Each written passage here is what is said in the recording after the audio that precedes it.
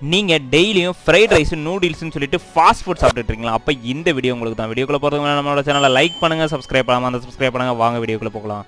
நம்ம ரெகுலராக fried rice சாப்பிட்றதுனால வந்து பார்த்தீங்கன்னா நமக்கு ஃப்ரைட் ரைஸ் சிண்ட்ரோம் அப்படின்னு சொல்லிட்டு வருது. ஸோ அந்த ஃப்ரைட் ரைஸ் சிண்ட்ரோம் எதனால் வருது அப்படின்னு கேட்டிங்கன்னா பேசிலஸ் சீரஸ் அப்படிங்கிற ஒரு பாக்டீரியானால வருது. அந்த பாக்டீரியா எப்படி வளருது அப்படின்னு கேட்டிங்கன்னா, நம்ம வந்து ஃப்ரைட் ரைஸை வந்து நல்லா பாயில் பண்ணிவிட்டு நம்ம கடையிலலாம் பார்த்தீங்கன்னா எல்லாருமே வெளியில் வந்து கொட்டி வச்சுருப்பாங்க. நூடுல்ஸையும் சரி வெளியில் வந்து கொட்டி வச்சுருப்பாங்க.